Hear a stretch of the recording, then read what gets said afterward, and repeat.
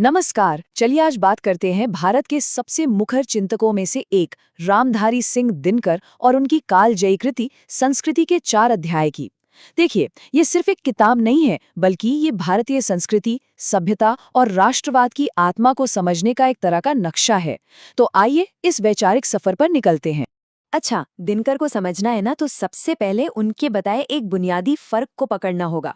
सभ्यता और संस्कृति में क्या अंतर है? सोचिए, एक तरफ है भौतिक दुनिया, हमारी टेक्नोलॉजी, हमारी तरक्की, वो सब कुछ जो बाहर दिखता है। और दूसरी तरफ है हमारी भीतरी दुनिया, हमारे नैतिक मूल्य, हमारी कला, हमारी आध्यात्मिकता। मतलब एक हमें सुविधा देती है, तो दूसरी हमारे जीवन को सार्थकता।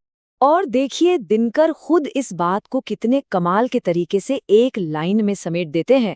वो कहते हैं, सभ्यता का कार्य हमारे जीवन को सुविधाजनक बनाना है, जबकि संस्कृति का उद्देश्य हमारे जीवन को सार्थक बनाना है। बस ये एक लाइन इन 2 विशाल कॉन्सेप्ट्स के बीच की दूरी को बिल्कुल साफ कर देती।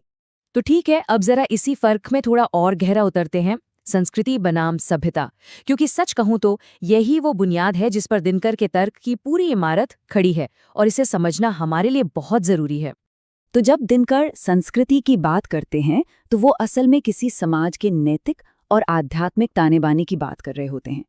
ये कुछ हवा की तरह है, दिखती नहीं पर होती हर जगह है, महसूस होती है। ये वो ताकत है जो हमें अंदर से विकसित करती है, समाज में एक बैलेंस बनाती है।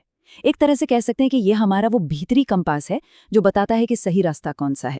और फिर इसके ठीक उलट आती है सभ्यता। इसका लेना देना है बाहरी दुनिया से, भौतिक प्रगति से, हमारी सड़कें, हमारी इमारतें, हमारे गैजेट्स, मतलब वो हर चीज जो हमारी जिंदगी को आसान, सुविधाजनक बनाती है, वो सभ्यता का हिस्सा है। और यहीं पर दिनकर एक बहुत बड़ी चेतावनी देते हैं, जो शायद आज के दौर में पहले से कई ज्यादा रेलेवेंट है। वो कहते हैं कि अगर कोई समाज सिर्फ सभ्यता यानी भौतिक तरक्की के पेड़ को ही पानी देता रहा और अपनी संस्कृति की जड़ों को भूल गया, तो वो पेड़ एक दिन खोखला हो जाएगा। सुविधाएं तो बहुत होंगी, पर जीवन का अर्थ कहीं खो जाएगा। बैलेंस यही कुंजी है। तो अब जब ये बुनियाद क्लियर हो गई है, तो चलिए दिनकर के साथ भारतीय संस्कृति के एवोल्यूशन की एक बहुत ही फैसिनेटिंग जर्नी पर चलते हैं। उन्होंने इस सफर को 4 बड़े चैप्टर्स में बांटा है, जो हमें हजारों साल के इतिहास से रूबरू कराते हैं। तो ये है वो पूरा रोड मैप जिसे हम फॉलो करने वाले हैं।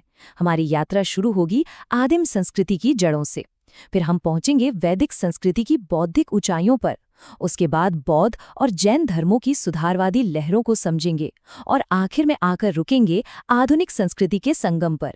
चलिए एक एक करके इन युगों में झांकते हैं। तो हमारी कहानी शुरू होती है पहले चैप्टर से, आदिम संस्कृति।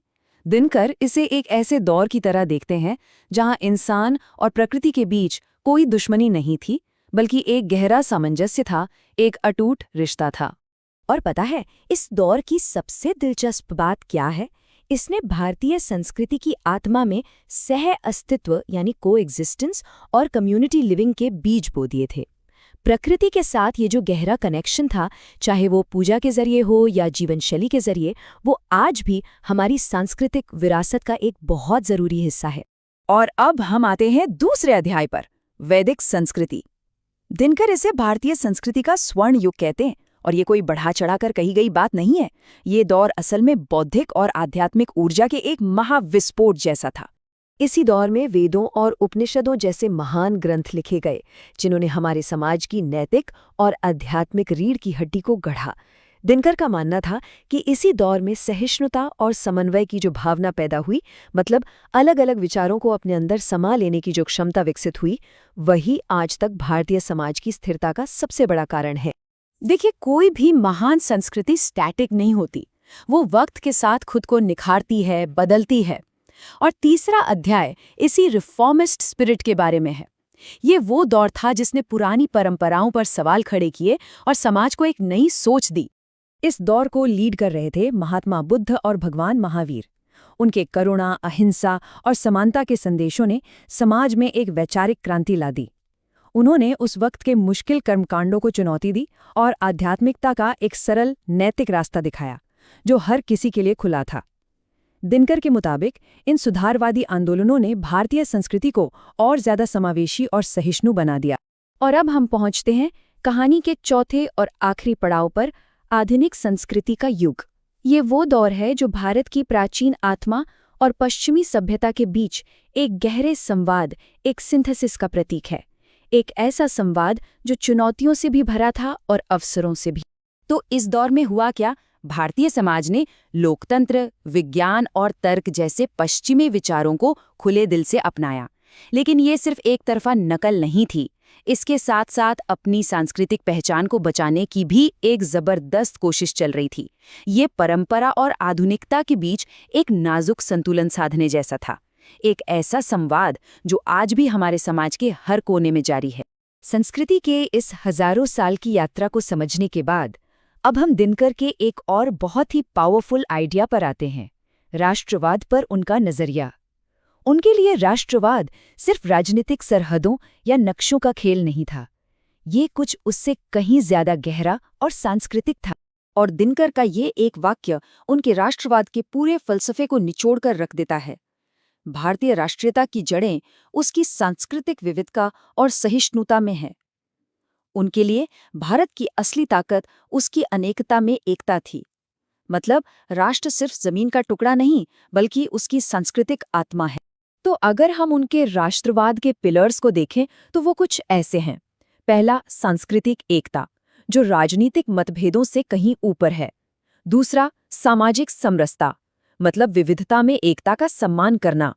और तीसरा, सांस्कृतिक गर्व, अपनी जड़ों और पहचान को लेकर आत्मविश्वास। उनका मानना था कि सांस्कृतिक एकता के बिना राष्ट्रीयता का पूरा आइडिया ही खोखला है। तो सवाल ये उठता है कि ठीक है, ये सारी बातें तो लगभग 70 साल पुरानी है। आज की इस तेज तरार दुनिया में इनकी क्या रेलेवेंस है? क्या दिनकर आज भी मायने रखते हैं? चलिए देखते हैं। और जवाब है हाँ, शायद पहले से भी कहीं ज्यादा। आज जब दुनिया वैचारिक धुंध और मुश्किल चुनौतियों के तूफान से गुजर रही है, तब दिनकर के विचार एक लाइट हाउस की तरह रास्ता दिखाते हैं। वो हमें याद दिलाते हैं कि हमारी असली ताकत आखिर है कहाँ। आप सोचिए, चाहे वो ग्लोबलाइजेशन के दौर में अपनी सांस्कृतिक पहचान को बचाने की चुनौती हो, या समाज में फैलती सांप्रदायिकता का जहर हो, या फिर परंपरा और आधुनिकता के बीच सही संतुलन बनाने का मुश्किल सवाल हो, दिनकर के दर्शन में इन सभी समस्याओं का समाधान छिपा है। उनकी सहिष्णुता और समन्वय की सोच आज एक दवारी की तरह है, जिसकी हमें शायद सबसे ज्यादा जरूरत। तो ये पूरी बातचीत हमें एक बहुत ही फंडामेंटल सवाल पर लाकर खड़ा कर देती है। सभ्यता और भौतिक प्रगति की इस कभी ना खत्म होने वाली दौड़ में कहीं हम उस संस्कृति को तो पीछे नहीं छोड़ते जा रहे जो हमारे जीवन को असली अर्थ और सार्थकता देती है?